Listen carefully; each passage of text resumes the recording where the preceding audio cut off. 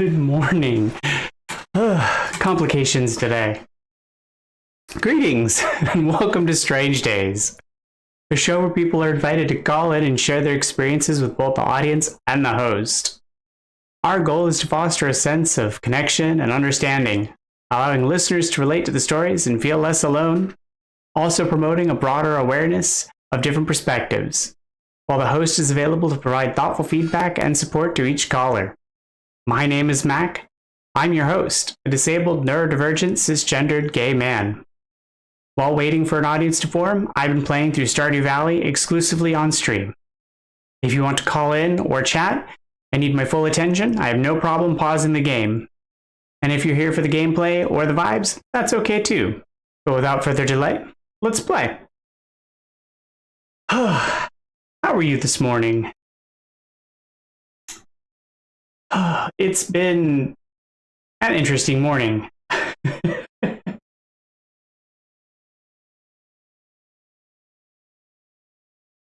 I have tweaked how some of the interface works and how I stream. I have tried moving away from how I broadcast specifically. So hopefully that rectifies some of the lag issues, maybe some of the lag, but we'll see. Not entirely certain that that will be a conclusive resolution of that issue, but I don't know. It's a new feature I'm testing. I'm also not certain how it's going to resolve other factors, but we'll find out. As my primary interest is in Twitch, we'll see how that goes.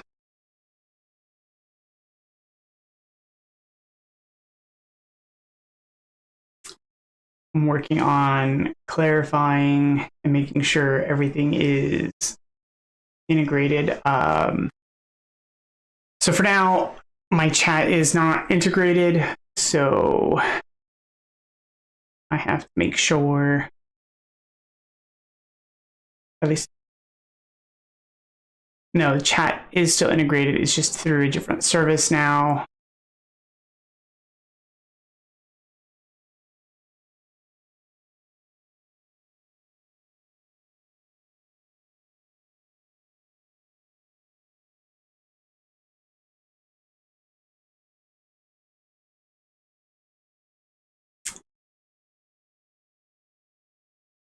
There.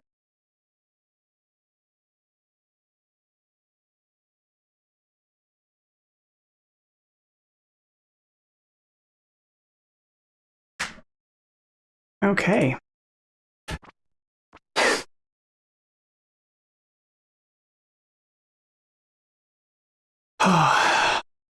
So many little dashboards and interfaces now.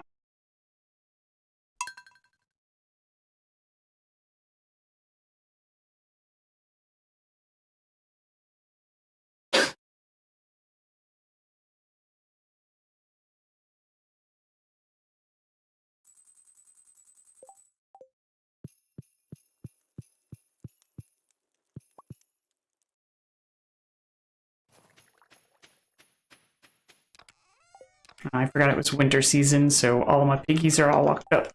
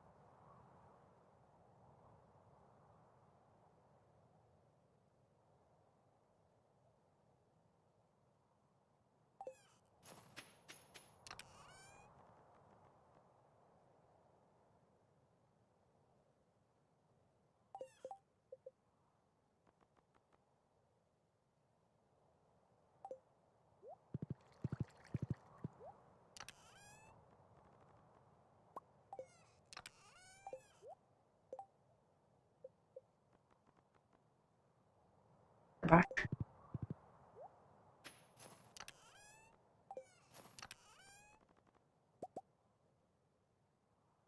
Okay. Where's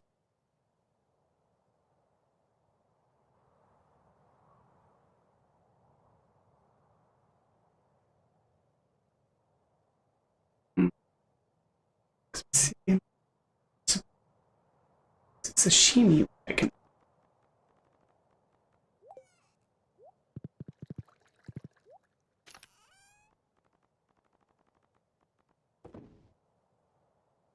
Wish I could sort by, although I can get.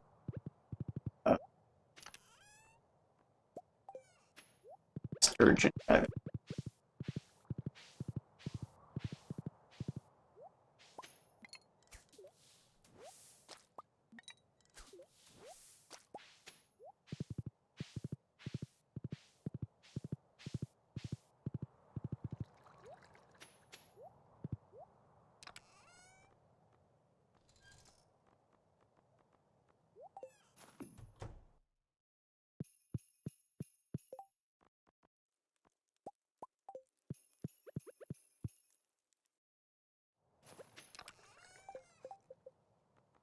Okay.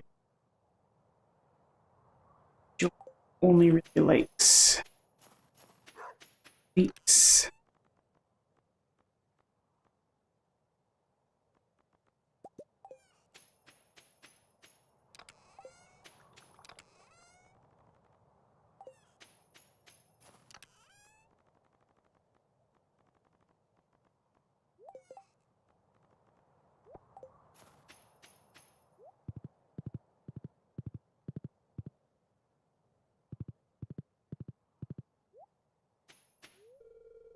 Good morning. How are you today?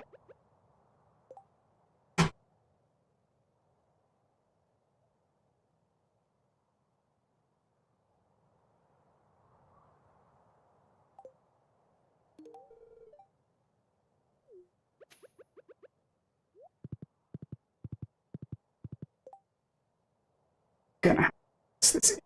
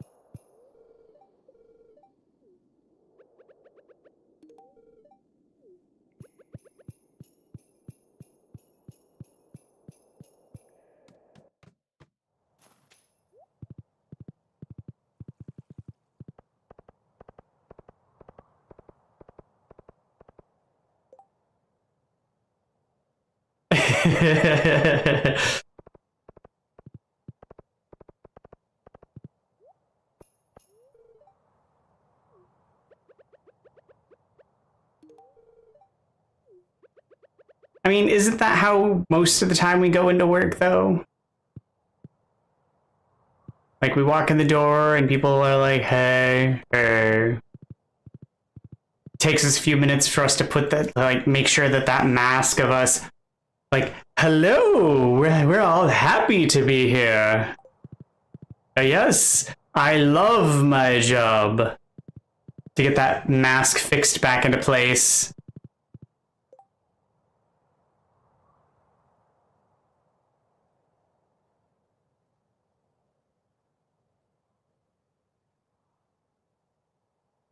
I'm doing good. It was a little bit of a difficult wake up morning today, but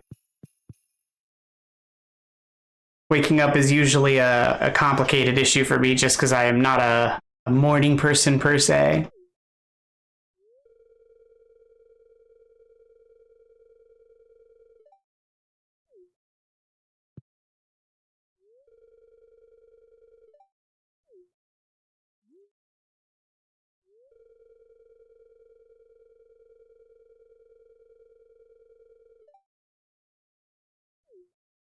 Once about the actual waking up part kicks in, I'm much better.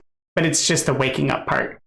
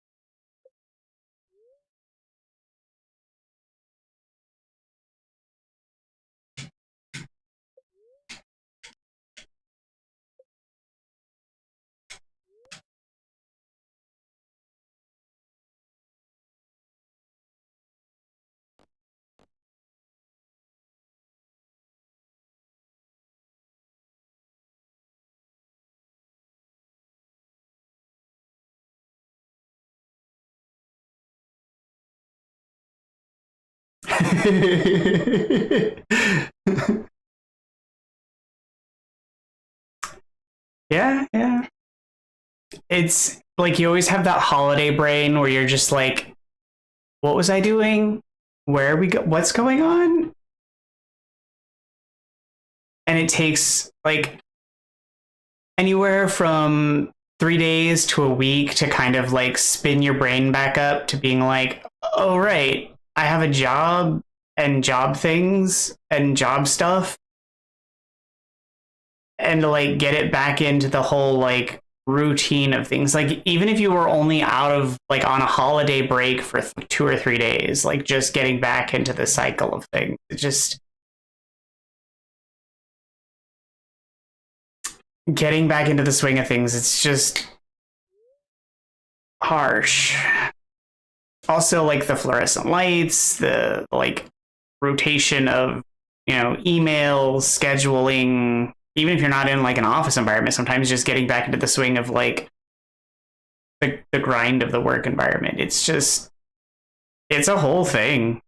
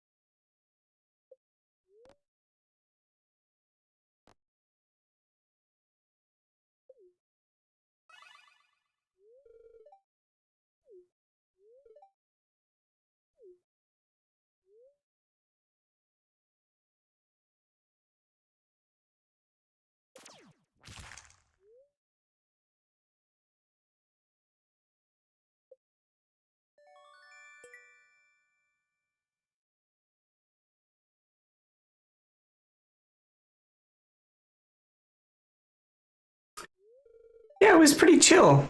We ended up not going to the farmer's market just because we were being a bit lazy and we just didn't really need that much in produce. Small run to the grocery store because honestly, we apparently didn't need much in the way of groceries. So mostly just a chill day, chill weekend in the house.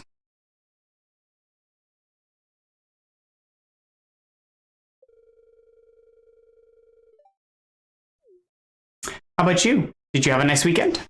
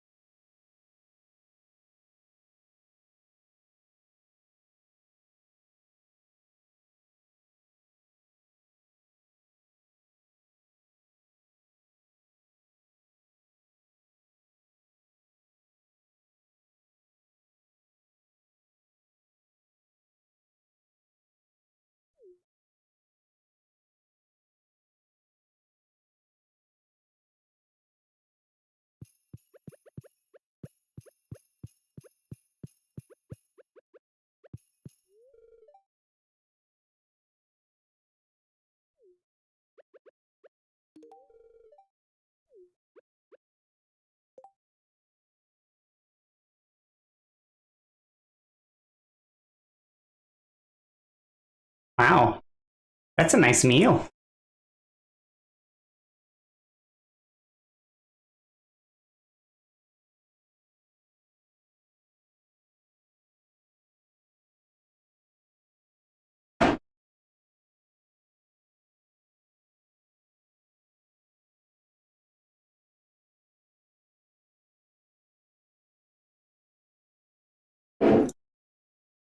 No, that's fine. That's fine. I'm also accustomed to there being a bit of a delay between like my talking, the transmission time, the delay in it going out, you receiving it, then you having to type, and then it coming back to me, my response, then it going back to you. So like I'm used to there being a delay, no worries.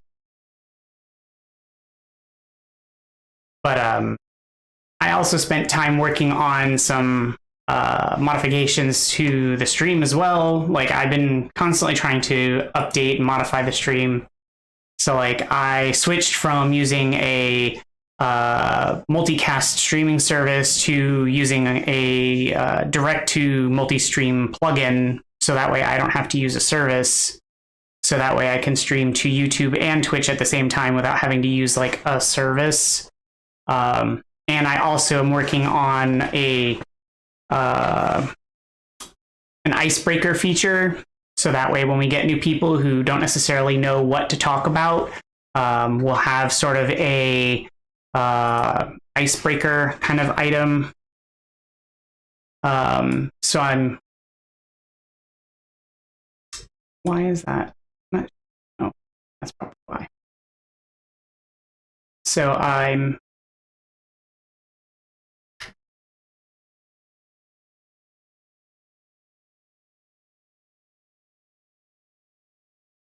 making a spin wheel so that people can chat command to create kind of a icebreaker item so that they can like randomly pick a easy topic or something to talk about. Yeah, it was actually Al's idea. And that way they can just type like pound or not pound, exclamation spin, and the wheel will pop up on screen and it'll spin an item, put their name in the wheel center, spin, pick an item. My hope is that it'll actually also make a noise so that I'll know that someone has put the command in. So it'll draw my attention to it. And then that way I'll know who has called up the command and that someone is wanting to chat and that what the item is that they want to talk about. So that way like I can engage with people directly rather than having to like make sure that I'm paying attention exclusively to chat or what have me. And then it'll put it on a cooldown as well. And so I'm making it like there are a few options that already pre-existed, but being on a limited budget and so forth, it's not currently active yet. As I said, I'm still working on it because of the specific circumstances that I want it to work under.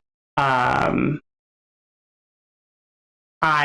trying to program it and code it to make it do the particular features. So right now, it collects the information of the user who calls the command, but it doesn't spin the wheel yet. And I'm still working out all the intricacies of the code because it's in a language that I'm not entirely familiar with. So I'm still working out all the details. It's not quite implemented yet. So I was working on that over the weekend. So I found a code base that had the spin wheel that worked, but it was a click spin wheel. And so I have to reconfigure it to work with this other thing that's meant for an alternative to like a stream deck that works for Twitch commands and stuff, but it's not, the documentation isn't quite well done. I mean, the documentation is not bad. It's just not thorough. So I'm still working it out. Plus, I'm trying to like juggle all the other things I'm doing, which is like job hunting, maintaining my relationship, you know, trying to do all the other stuff. So like trying to make sure I'm not hyper focusing on one thing for too terribly long.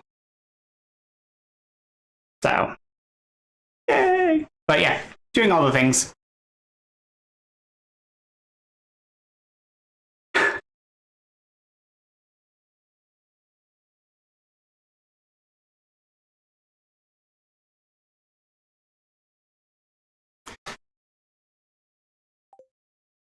Also tried to spend time this weekend playing some of the games that my partner wants to play because I feel like I have been not doing that.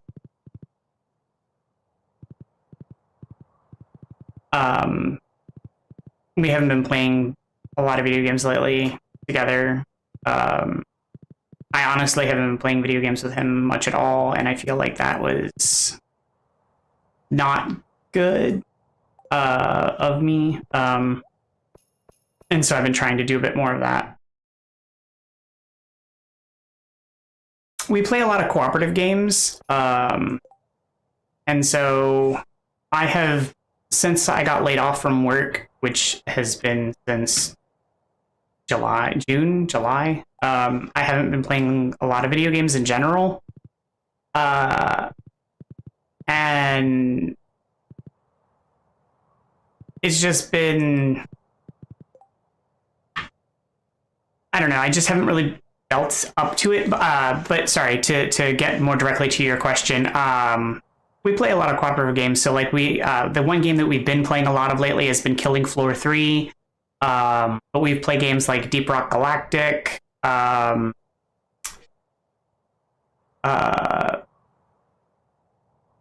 goodness, why can't I think of the name of it right now? Let me just pull up Steam because then I can just read it right off Steam. Dark Tide. We played Crab Champions, Gunfire. We played Abyssus recently-ish.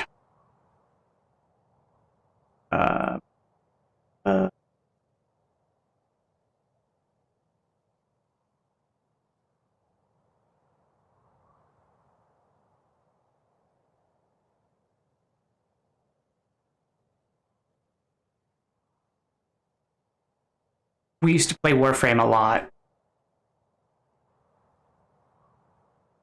Pal World.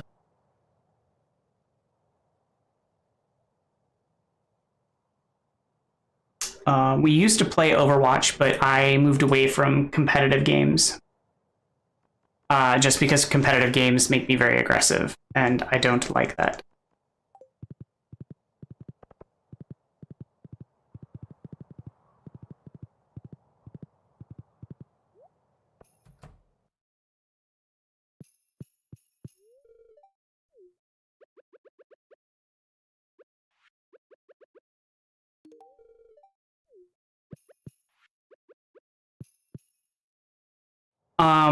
We play a lot. We off and on play a lot of Minecraft, but it really depends. So we like to play. It sounds a little odd, but we play a lot of survival craft, just because we like to build and construct, and it sounds weird, but essentially ideally play in house. We just like to construct and build things creatively and design stuff. And so it's just fun to kind of goof around and, I don't know, survive. So we used to play a lot of Minecraft. Both in like standard vanilla Minecraft, but also modded Minecraft.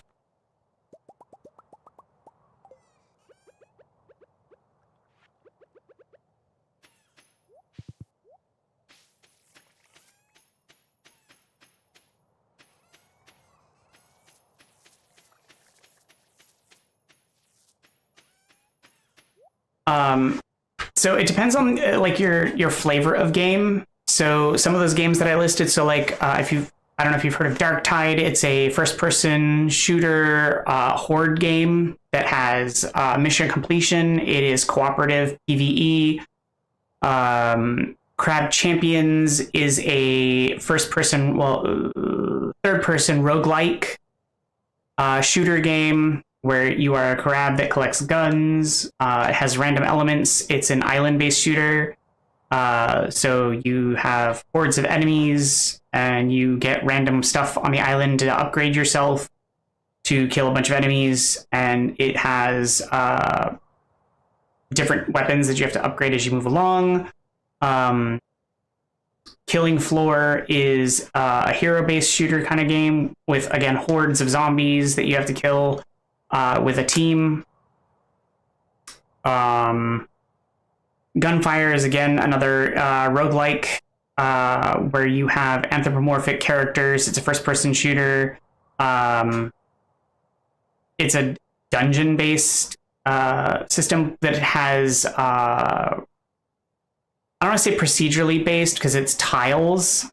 The dungeons are generated with tiles, so it is sort of procedurally based, but you will become familiar with the tiles as they're attached.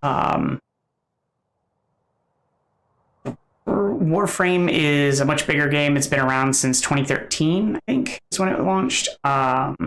Warframe is huge and is 100%, well, not 100%. It's a free game. You don't have to pay for Warframe to start. It has components of it that are paid to purchase things, items in it, but you can basically play the game for free in its entirety. Warframe is good and fun. It has a bit of a learning curve, but the entire game is basically documented on the wiki. So if you have like an interest in anything, you can look it up. The probability system in Warframe is heavily documented. It has a strong community that is very heavily invested in it. It's a good community of people.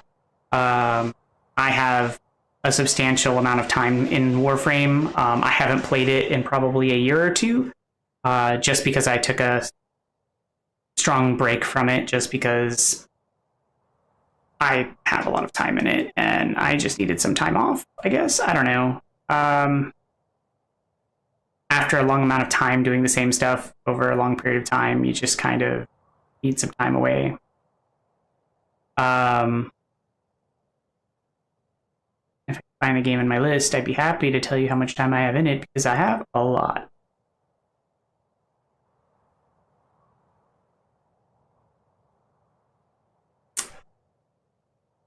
I have 2,700 hours in Warframe. So like I have a lot.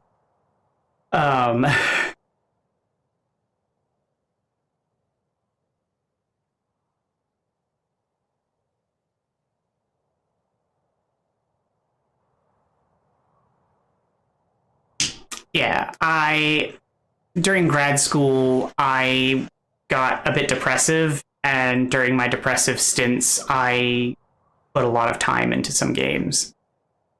I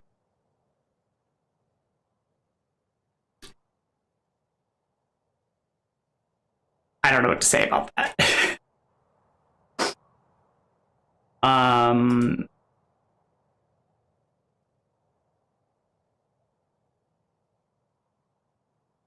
We played a lot of roguelikes for a while there, just because we were able to cooperatively play a lot of them. So like we played RoboQuest, which is another first-person shooter roguelike, which plays a lot like Gunfire and Crab Champions. So Crab Champions is a third person, whereas Gunfire and RoboQuest are first person. And all that really means is that if you die, basically you have to start over. But every time you die, you picked up stuff that helps you to better your runs. Yeah, I play games obsessively too, but I don't like frustration. If I get too frustrated with a game, I will rage quit. I do not like to be frustrated.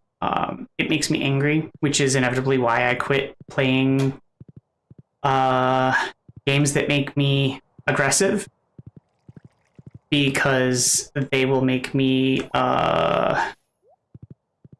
well, aggro. They make me hate, and so I will walk away. And by walk away, I mean not walk.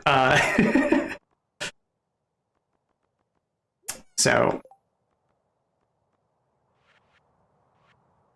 it's like I love teamwork.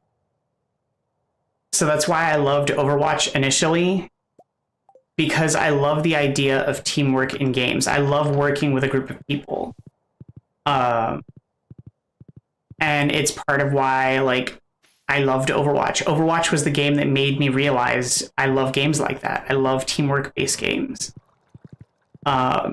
Because something about that cooperation and collaboration with other people and trying to get that cohesion down it just resonates with me, and I vibe with that so hard. It's honestly that vibe I get with that team cohesion is the same high I got when honestly gambling. Like I don't have the addictive personality facet that people who gamble do, but I get a gambler's high when, like, on a winning streak, like that same kind of, oh, this is awesome, like that same kind of feeling you get. But when playing with a team and you're strategizing and you're working together, like that same, like, oh, you know, we're gonna kick ass, like we're doing so good, like that same kind of like rush. And I enjoyed that. And so like that feeling is what I get when I'm playing with a team and we're like strategizing and synergizing and we're working together. And I really like that feeling. And it was the first time I really had that working with a team. And I'm like, oh, I like this. I really enjoy it. And I kept going back for it. And that's why I started playing so hardcore in Overwatch. But not all of the teams do that. And in fact, if your team starts losing or what have you, the toxicity just became so rampant. And that's why I walked away. And I found that cooperative games are way, way better. And the people are just better. Even if you don't play at that level, even if you aren't communicating, just working together for the same purpose, you're performatively better. And you get more of that feeling, you get closer to that feeling, even without the communication and even without functioning at that level. And I was like, this is just better health for me.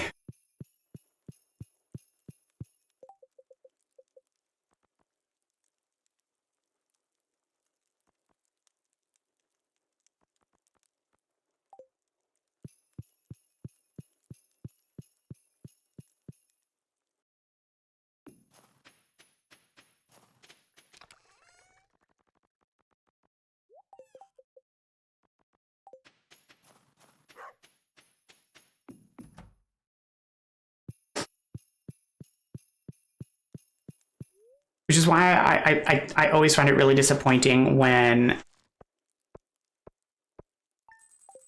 games will come out and they talk about being PvE, but then like they'll slip in or sneaky hide that it's a PvEVP. Yeah, it's like I understand the desire, because PvP is just basically free content. Like when you make a game PvP, it's just free stuff. It's free content. It's other players are making the content for you. It's free stuff right there. It's easy pickings. But it's when they slip it in, they sneak it in there on you. It's, you know, oh, it's, you know, oh, it's this, it's a looter shooter, but also you have to fight other players. Wait, what? No, what? No, wait, what? No. Why? Because there was one on the Epic Store recently, and I was just like, oh, this game sounds really cool, and it looks cool. And wait, what? Wait, what? I have to fight other players. Wait, why is that even in there?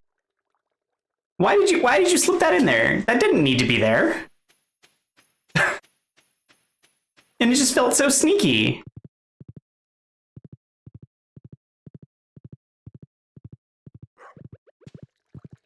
And there were other games that I've played in the past where I'm like, oh, this game sounds really cool and it has great mechanics, but then all of a sudden there's just like, why am I having to compete against these other squads to do this competition thing? But even in MMOs, they sneak that crap in there. Like, you can be playing on an RP PvE server and there are just these PvP zones for no reason.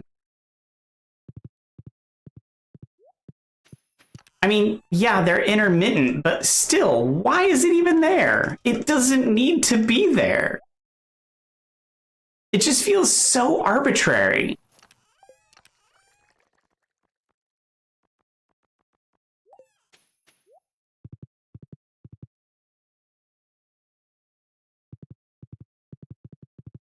Just in case you forgot, there's PvP here.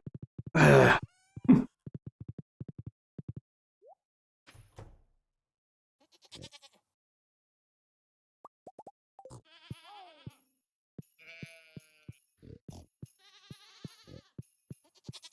I mean, it's part of why I don't bother with MMOs, because it's hard to tell. I mean, I also don't play MMOs because, honestly, MMOs can just turn off their services at any moment or ban you. Like, I am a staunch rules follower. I do not like to break rules. Now, I am also an avid disagreeer of rules. I think terms of service are baloney. I think that the idea that they're going to create these terms of service because they don't like that I'm going to use their software because I paid for it. It's software that I now have. It's a disc that I bought. I can use it however I want. That's just the way it is. But when it comes to licensing something, like if I bought a video game and it's on my computer, right? But it's not a service. Like, I'm not... Here's an example. I buy a copy of Microsoft Office. We're talking old school Microsoft Office, not online Microsoft Office. I shouldn't have to agree to a terms of service. Now, I understand that the licensing of it says that I can't install it on 700 computers. That's a given. I bought one license. That's a given. Okay. But if I need to uninstall it and reinstall it on my computer, I should be allowed to. I purchased it. Okay. If I need to make the software do something that I need it to do in order to do the software, like if I install more RAM on my computer than the software is inherently designed to handle, and the software doesn't support that, and I change the software's code to handle that, I shouldn't be arrested just because they didn't design it to handle that because they didn't have the foresight to do that. Okay? That's just me modifying the software to make it handle something they didn't have the foresight to handle. So fast forward years, and I'm playing a single player game that is not intended to go online, and I'm using software to modify that game to make it so that I can play it on easy mode because they didn't have the foresight to make it playable on easy mode, because I'm a grad student and I don't have time to play it on the difficulty that they have designed it to be played on because I don't have the time for that, but I want to enjoy the game. There shouldn't be any issues with that. It's not competitive. It's not an online game. It's just me wanting to enjoy the game that I paid for. Okay, shouldn't be any problem with that. There should be no issues with that. I don't think that we should have a disagreement here. Okay, I go and I play an online game, and I have disabled my cheat engines and stuff like that from playing my single player game. Because I'm an ethical person. Why am I getting banned from this online game?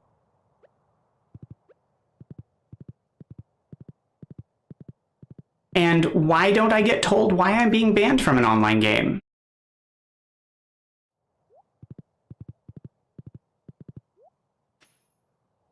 And how is that in any way ethical?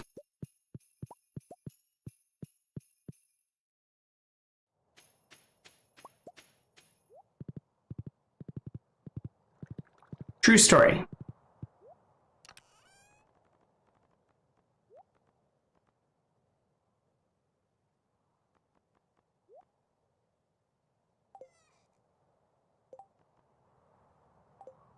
Because I don't cheat in online games. But I am banned from Destiny 2. For unknown reasons. Yeah, I was banned from Destiny 2, and they won't tell me why. And the only thing that I can think of is right before I logged into Destiny 2, I was playing Borderlands 2 or 3. And I was using a cheat engine, or a trainer.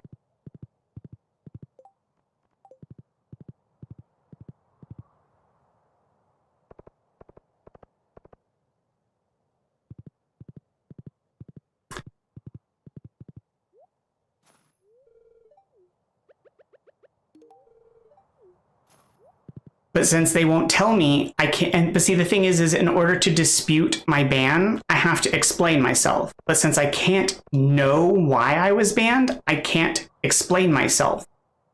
So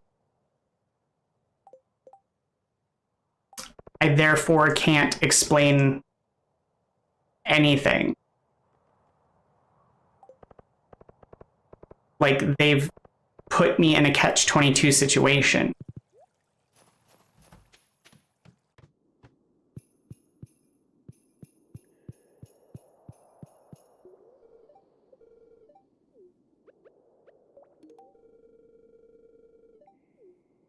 I mean, I heard so as well, but that doesn't change the fact that I now have a permanent indicator on my Steam profile that says that I have a ban.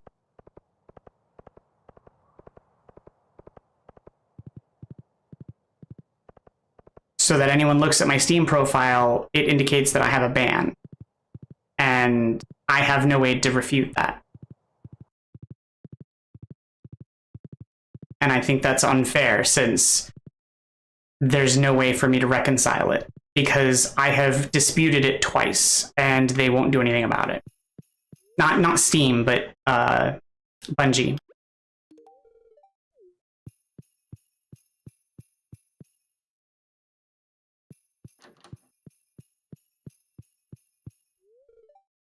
I mean, at one point while I was working, I was even considering getting a lawyer about it, because I think it is absolutely unfair. Because, like, I can't even... What I think is absurd is these game companies are not required by any type of law to keep their terms of service listed on a website. Because how am I supposed to see the terms of service if I can't install the game to pull it up, to log in, to see the terms of service? Because I'm banned. Like, and Steam also makes it impossible to copy and paste the terms of service out of the install so that I can do like a search and find feature in the terms of service stuff. So like it's absurd, the idea of terms of service. They make it so difficult to navigate and deal with the legal terminology in terms of service.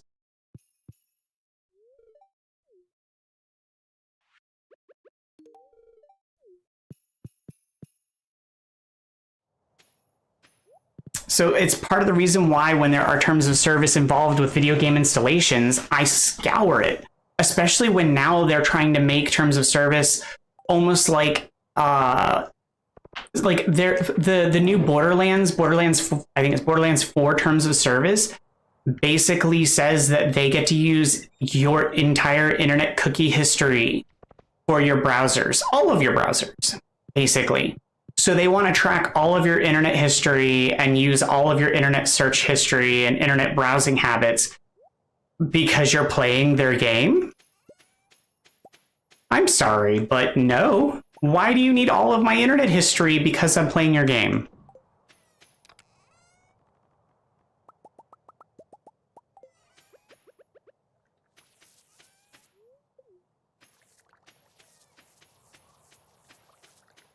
Everything on your computer now is trying to commodify your data, and it's absurd. It is getting absolutely out of control.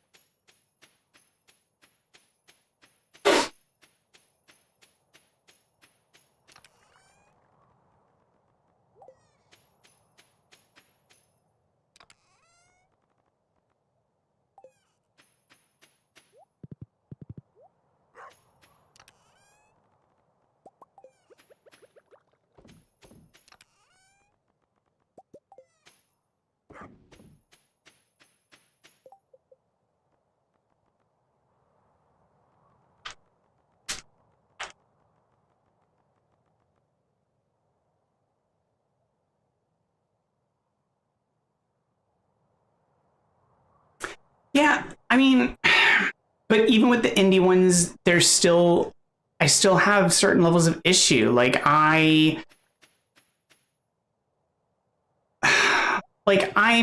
still miss certain games. Like I used to play Secret World, and I probably still go back to it, but I just get so yanked out of it. Like I loved the idea of Secret World, and the premise was there. I loved the idea of it being like this immersive world environment where it was both in the world and out of the world, and it was like part of this virtual game. It was like a mixed reality game, and I loved that premise.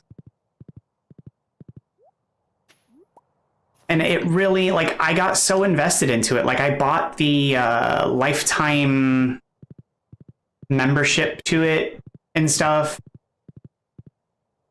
And I liked the whole, like, secret society stuff, but I just couldn't. MMOs require such ferocious dedication to leveling up and whatnot. And I just, at the time, I don't know. I just, it's so grindy. I don't know. I guess I struggle with that. And I don't know why I struggle with it because like Warframe is very grindy.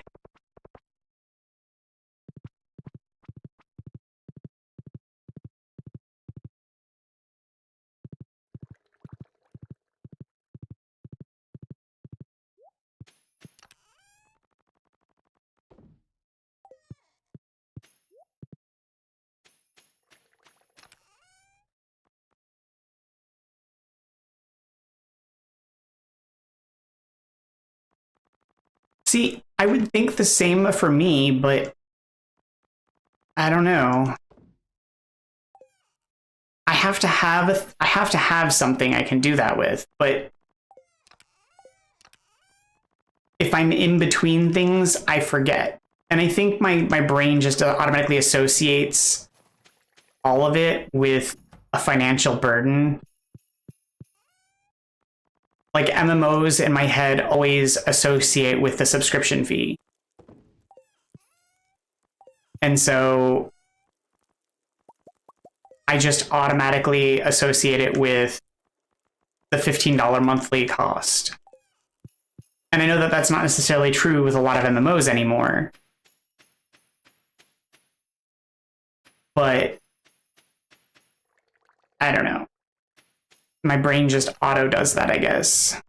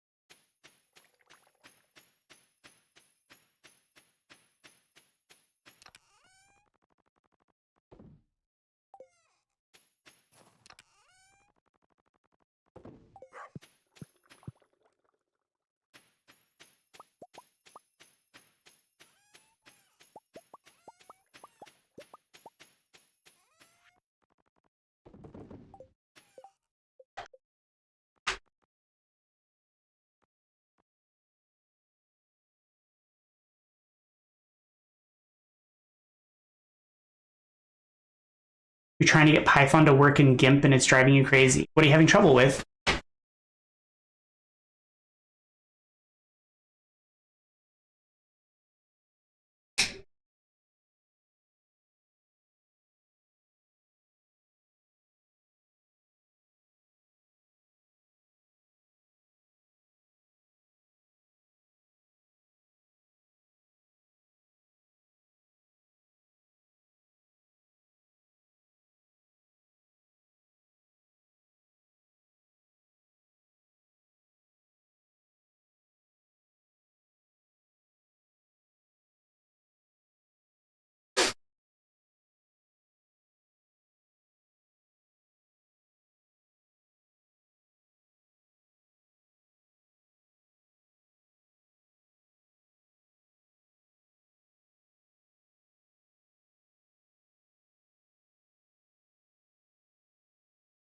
Oh. Well, I mean, I suppose that would be problematic.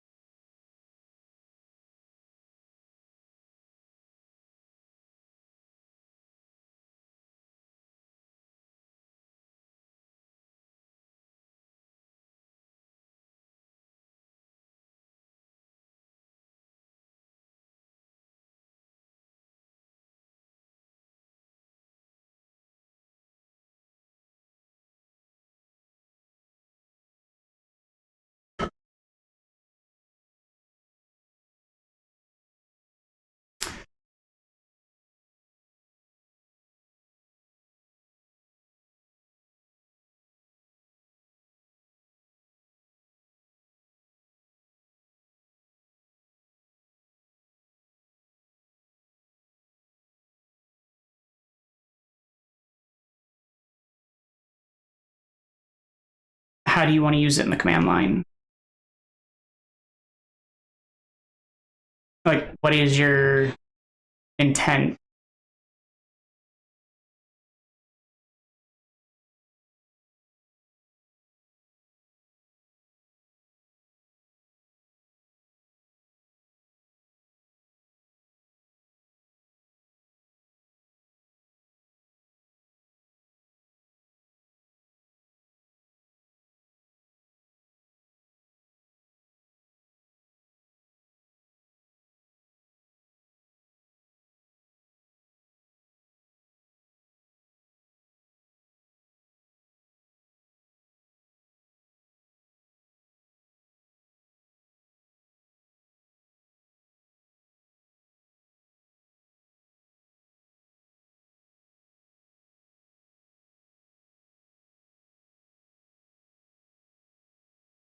And are you trying to use it in the console in Python or in GIMP or in the like Windows console?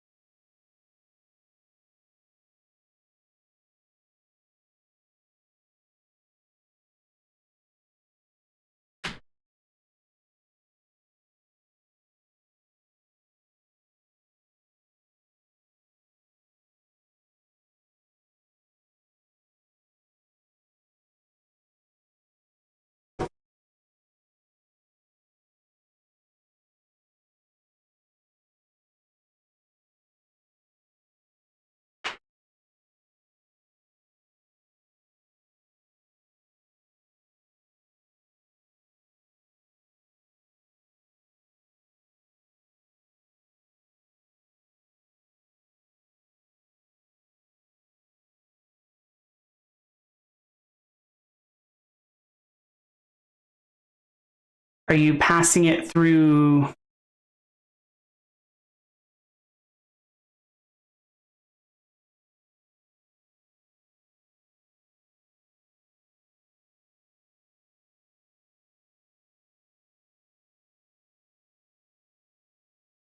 So when you said you were trying to get Python to work GIMP, are you trying to get Python to execute GIMP, or are you trying to get Python to work in GIMP?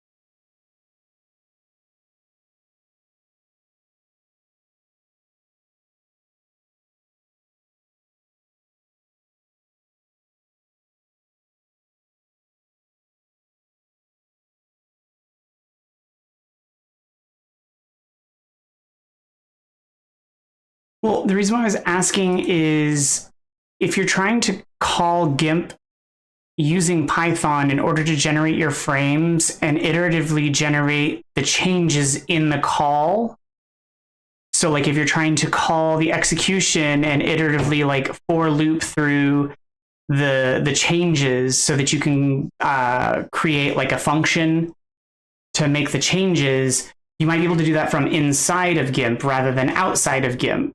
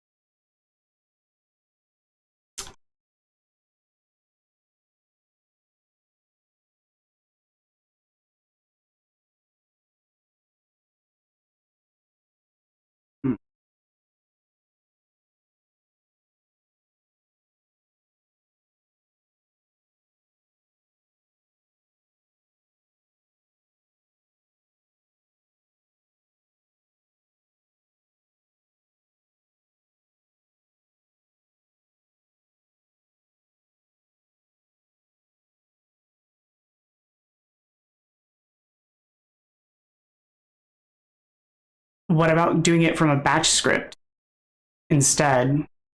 Doing it in native Windows?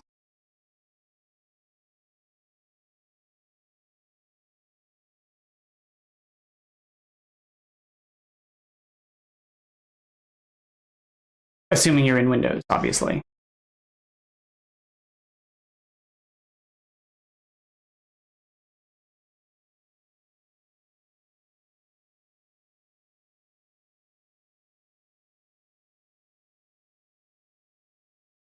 And technical is not a problem. I mean, it doesn't even have to be in a batch script either. You could also do it in PowerShell. I mean, PowerShell is a little more out of my wheelhouse, but I have done PowerShell some.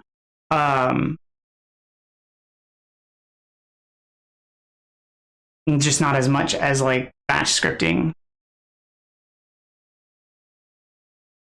Because you could do batch scripting. So like if you know how many iterations you're going to have to do, it's a little easier, and you could just write it in like Notepad++, create the amount of lines you need, iterate through it, create every line, and then just run it as a batch script and just literally have it run through each line individually. Because I've had to do that before too. If you don't know how many lines it's going to take, you can just literally say, well, I mean, I don't know. If you don't know how many lines it's going to take, that could also be problematic, but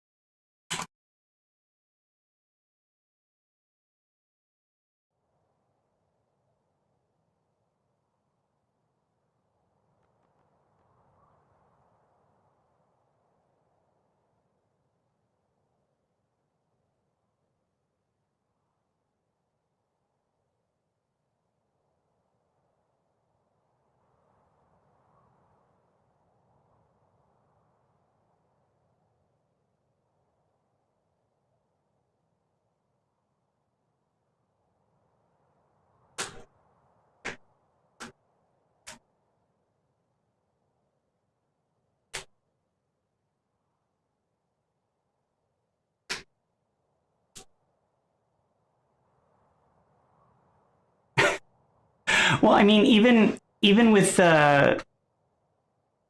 even within GIMP though, like there's also the script, the I forget what it's called, the hang on, let me open GIMP and I can just read it to you because I don't remember what menu it's under. I don't use GIMP nearly as much as I used to. The script foo and the Python foo sections where you can open separate consoles and you can work inside and create like the scripts to work inside of GIMP to perform functions too.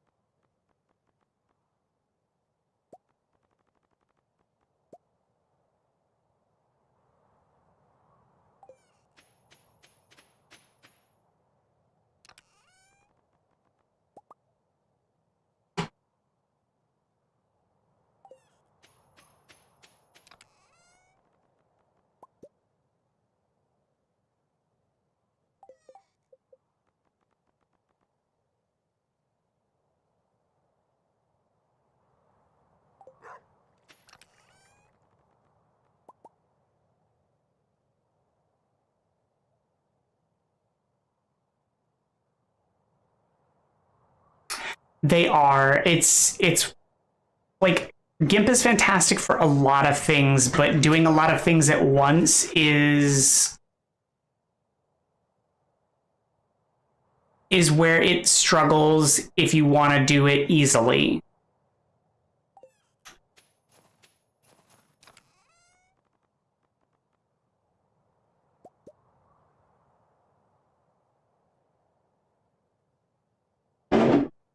And I feel like that's where they could do with some work.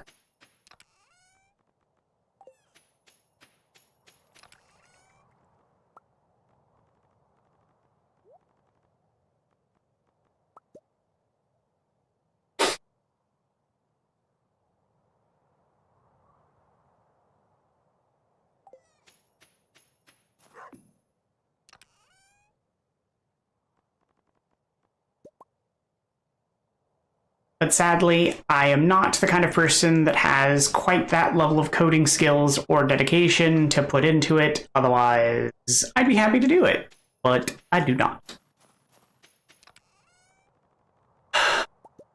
Wish did, though. There's a lot of things I'd like to contribute to. But, yeah, I don't have that kind of power.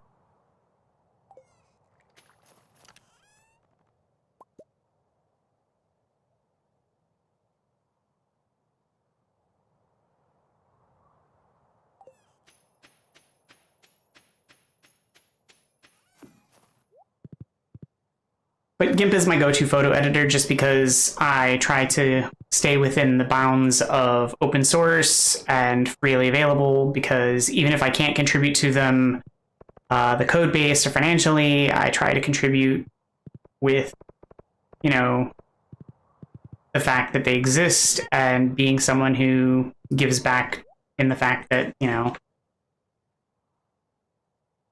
in using them.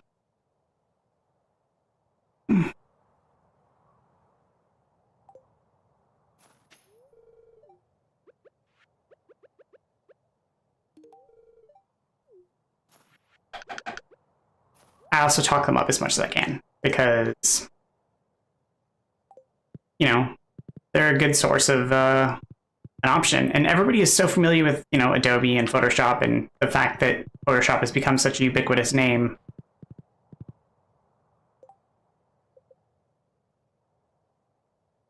It'd honestly be great if Photoshop became so ubiquitous that they lose their stranglehold on the copyright of the name. That'd be funny.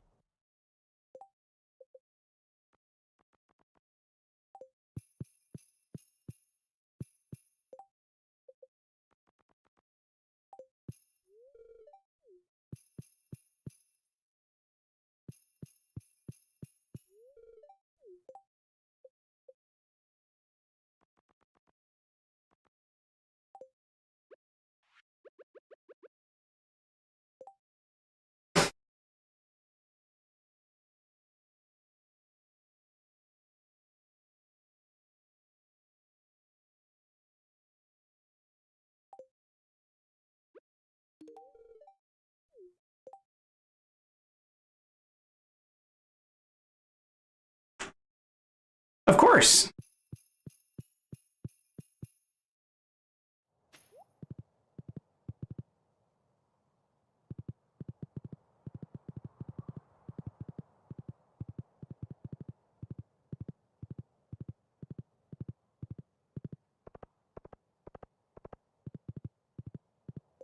I'm always happy to help where I can. It's always difficult to like get started, but once you're started, like it's just as, you know, social media-y as everything else. So like, but wherever I can, I do what I can.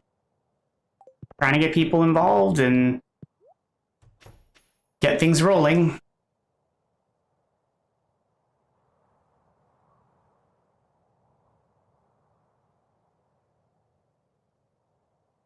Especially if you're looking for, you know, less toxic environments, just make sure to read the rules and, if, you know, check out the vibe.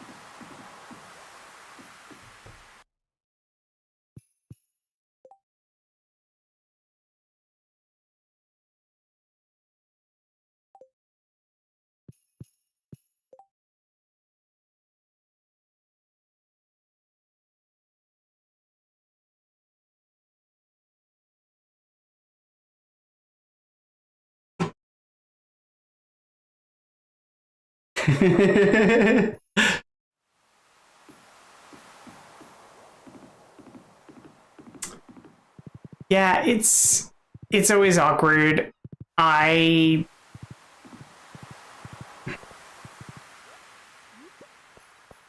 I always struggle trying to figure out the right words to use to say for things, especially when they limit you. Like on TikTok, they're like 180 characters, and I'm like, how am I supposed to explain things in 180 characters? It's like, especially when I'm trying to describe Strange Days, like it's a place for people to talk about whatever. Like it's a place for people to talk to someone about things, whatever those things might be. I don't know what you want me to say.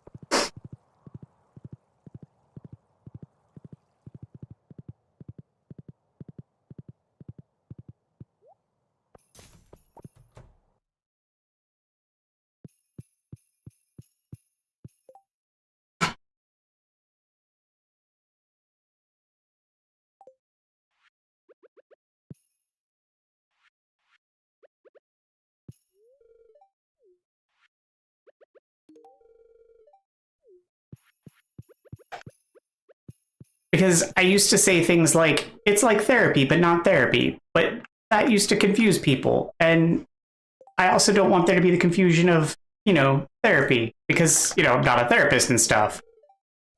So then I just started saying it's like, to talk. But then people would be like, about what? And I'm like, whatever, stuff.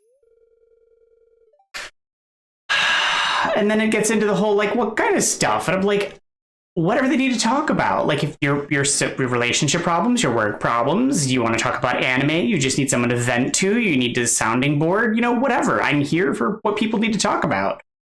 Yeah, I know.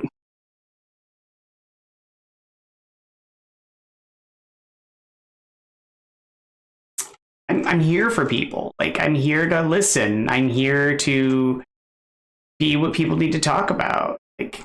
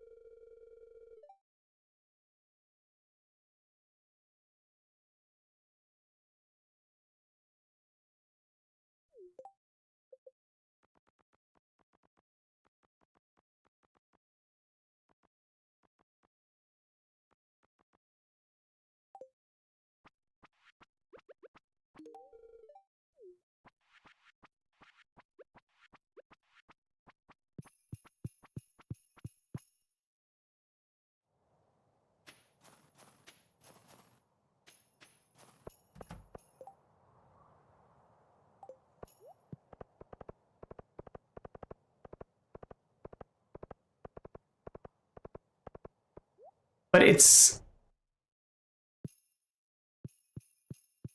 about being there and being present so that people have someone. Because I think the issue right now is that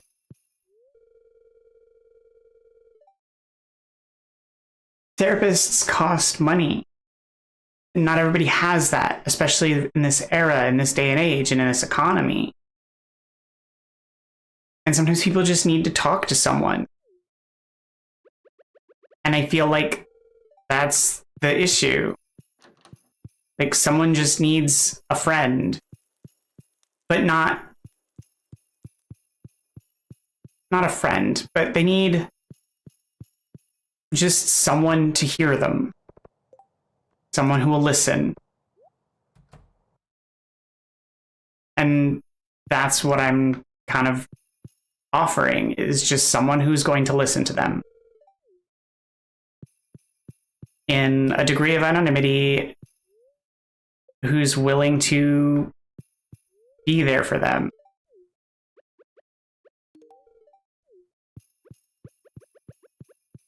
So that they can get whatever it is off their mind, off their chest.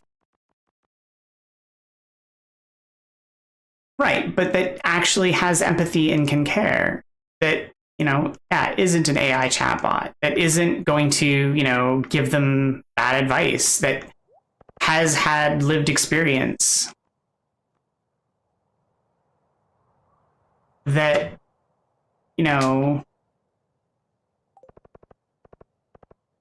can care.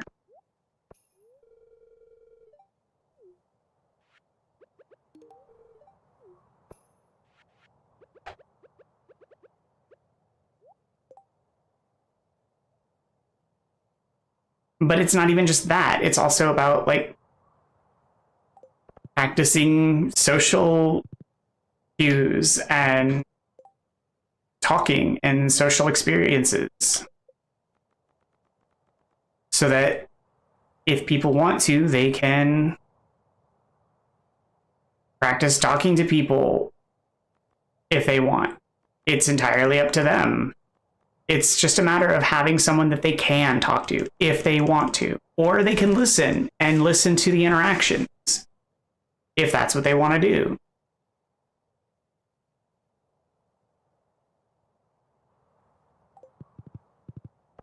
If you're having problems in your relationship, you can listen to the other people talking about those issues and learn from them. That's the point. I just kind of want to help people. And right now I have that kind of time, so why not?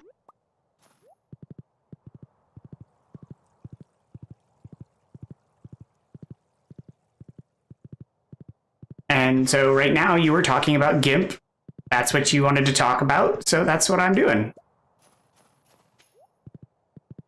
So whether it's technical or if it's non-technical, you want to talk about editing photos and programming in code, that's what you want to talk about, we'll talk about it. It's not a problem for me.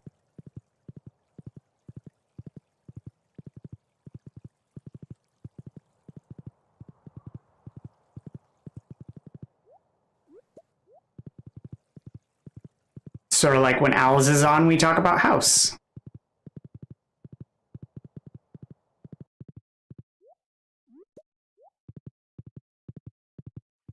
Or whatever comes to mind.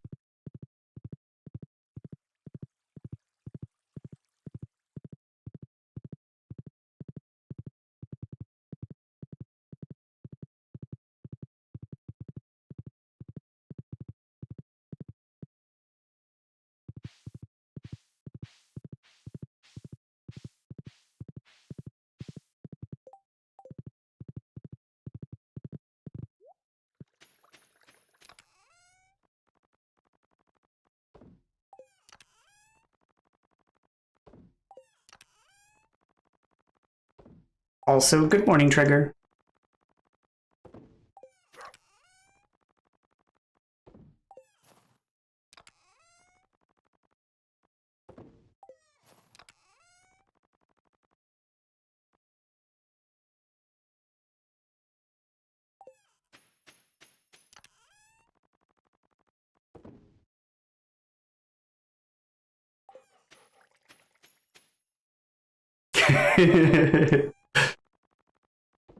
Okay, I didn't see anything.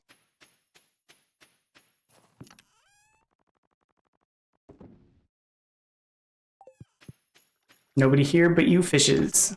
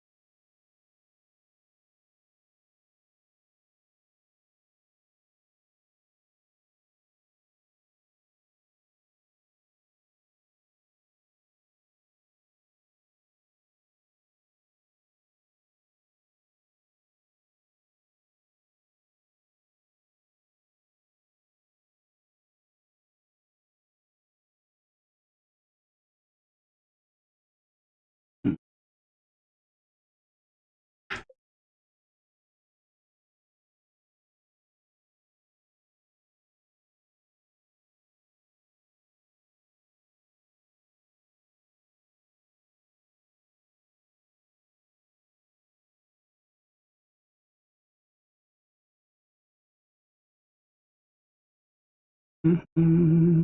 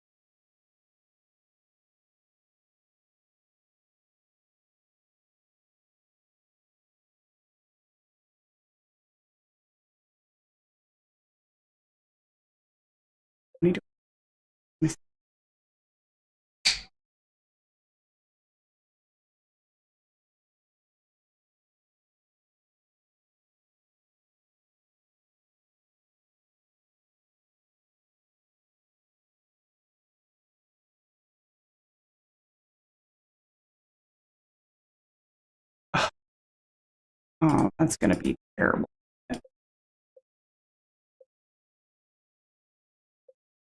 Uh,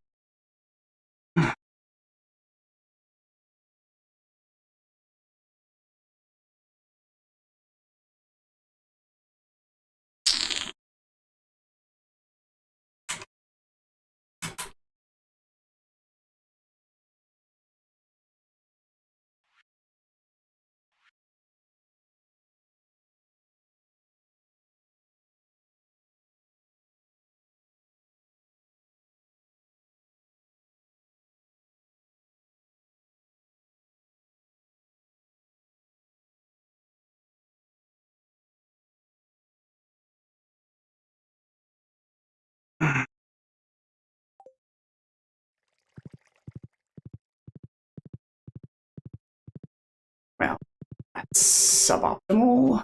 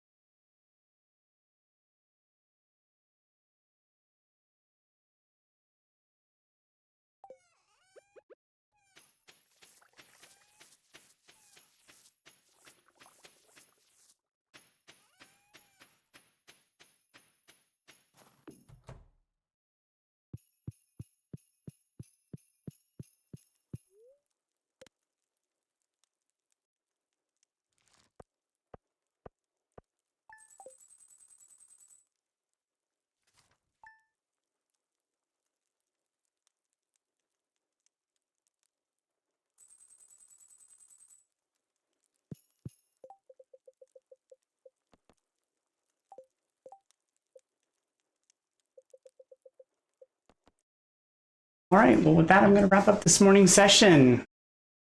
Thank you for everybody tuning in. I hope you have a great afternoon, and I'll see you this evening. Hope everyone takes care. We'll see you then.